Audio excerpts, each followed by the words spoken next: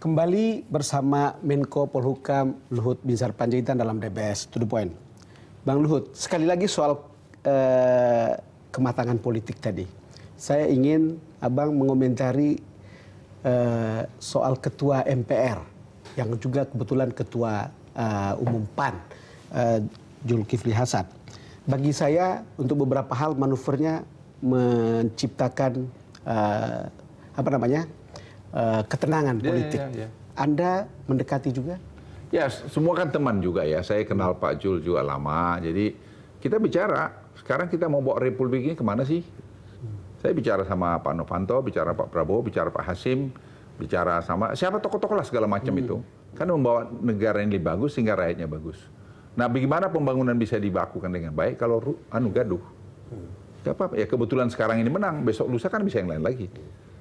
Jadi kita dukung. Nah, saya yang terus terang kagum, teman-teman itu semua sadar itu. Jadi tidak ada dengan jabatan, mereka tidak minta jabatan. Oke, tapi janji lu ya katanya. Pokoknya kalian punya program yang harus berpihak pada rakyat. Kalau enggak kami akan serang. Saya bilang ya, this a deal. Dan saya lihat program-program Pak Jokowi itu semua program-program yang pro rakyat semua. Dan beliau sendiri hidupnya juga bersahaja. Itu yang saya pikir juga bagus. Nggak bisa, kita mau challenge Pak Jokowi apa? Kehidupan yang kesederhananya, dan kemudian keberaniannya mau. Seperti saya contoh kemarin nonton film Sudirman, Jenderal Sudirman. Beliau tuh datang dari Bogor nonton itu. Saya aja kaget beliau datang, karena saya yang ngundang beliau ke situ. Jadi menurut saya, ya gimana ya, pribadi yang menurut saya, pribadi yang sangat bersahaja. Kalau lihat beberapa case hubungan antara pemerintah dan DPR, saya bisa bilang skor kemenangan untuk Jokowi itu 4-1. Ya. Bahkan mungkin 3-1. Coba bayangkan, APBNP lolos tanpa kesulitan. Kemudian sekarang soal gedung, kan tidak semudah itu dikabulkan oleh pemerintah. Lalu kemudian Jokowi tolak dana aspirasi. DPR menang dalam Undang-Undang MD3. Kan gitu ceritanya. Tapi tidak berisik. Ya, tapi saya pikir juga enggak semain bisa diskor 3-1 atau 2-1 atau 2-2, enggak juga. Saya pikir kematangan aja. Kematangan beberapa pihak menurut saya bagus. Dan memberikan penjelasan itu juga dengan baik. Ya mungkin tidak semua juga dibilang tidak, tapi mungkin hanya waktunya saja mungkin disesuaikan. Jadi semua sebenarnya ada solusinya. Jadi ya seperti sekarang lah baik. Gitu. Bang Luhut, ini kan Anda selain politik, juga soal hukum. Tapi sebelum kita bicara soal hukum, saya ingin bicara sedikit lagi soal politik ini. Anda bukan dari partai politik, tapi memimpin menjadi Menko Polhukam yang menteri-menterinya itu portofolio dari partai politik, sebagian besar loh. Sehingga ada pertanyaan saya, jangan-jangan Anda ditugaskan untuk meng-appraise kinerja menteri-menteri yang dari partai politik gitu. Oh ya enggak juga lah. Karena kalau mau appraise itu gampang sih. Kan sudah dari laporan kinerjanya itu kan ada, kita punya. Jadi bisa kelihatan sekali itu. Jadi enggak masalah itu. Ya saya kebetulan hubungan saya dengan para menteri-menteri yang di bawah jajaran saya itu bagus dari dulu, kenal lama. Kebetulan Panglima TNI juga bagus, Kapolri juga baik, Kepala BIN juga bagus. Jadi overall kita sebenarnya jadi satu tim yang baik. Jadi saya tidak melihat ke arah situ. Dan mungkin Presiden berpikir saja, saya jadi Menko Polhukam itu mungkin lebih cocok buat beliau dengan keadaan dinamika ekonomi seperti sekarang. Bang, ini lagi ada cerita gonjang-ganjing ekonomi bukan? Iya. Dan ini soal dolar, soal rupiah. Anda tadi sudah bilang bahwa itu akan stabil. Iya. Begitu. Tetapi biasanya kan memang problem politik kita itu datang karena lapar sebetulnya. Kalau Anda lihat ini, apakah kita, ini orang selalu bilang bahwa ini pelambatan, bukan menuju krisis. Tetapi untuk beberapa orang atau beberapa pengusaha ini masalah berat. Iya, saya kan pengusaha juga. Betul.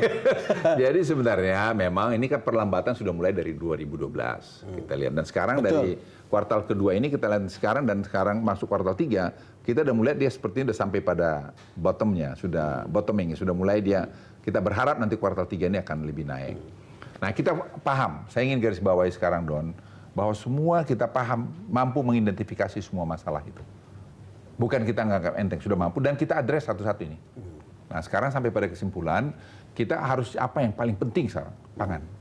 Oleh karena itu 9 bahan pokok ini sekarang, itu Presiden perintahkan supaya tidak boleh kurang dan bisa dibeli. Misalnya beras kami tersedia sekarang 1,5 juta all the way sampai nanti tahun bulan Desember. Sehingga dengan demikian kita pastikan rakyat Indonesia pasti punya beras. Itu nomor satu. Dan harganya bisa diatur. Daging yang melangit. Ya, sekarang lagi kita perbaikin semua. Daging dan sekarang Kapolri kan main. Betul. Jadi orang yang nimbun-nimbun ada rupanya undang-undangnya itu bisa dikategorikan pidana. Tapi kita nggak mau gaduh. Pelan-pelan kita kerjain.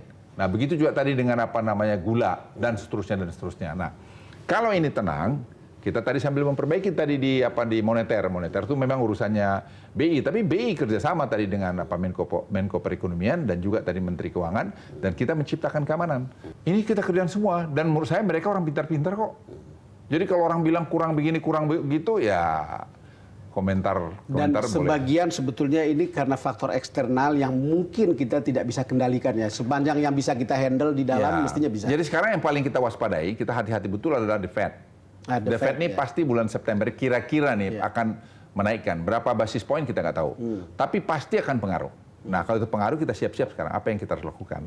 Oke, cadangan devisa kita 107 mungkin miliar dolar.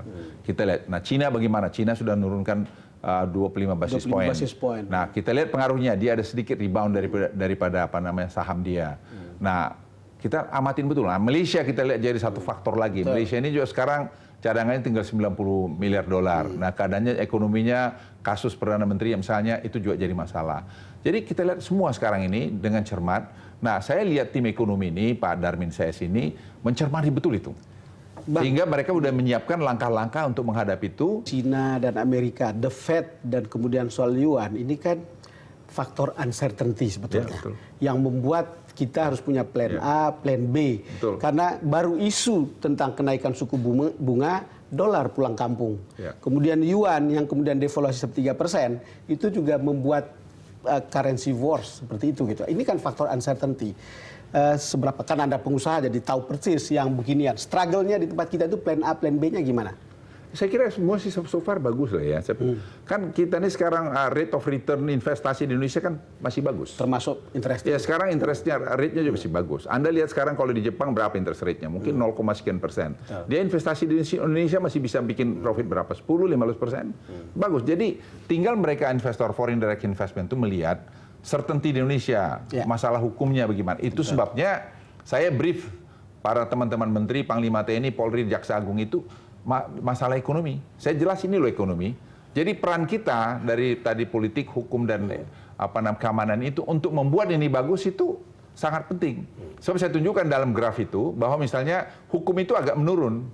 Nah, kenapa menurun? Tadi banyak goncang-gancing gaduh-gaduh itu. Nah, sekarang hukum semua mari kita perbaikin rame-rame.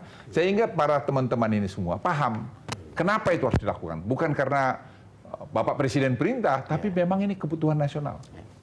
Bang, kita jeda lagi. Yes.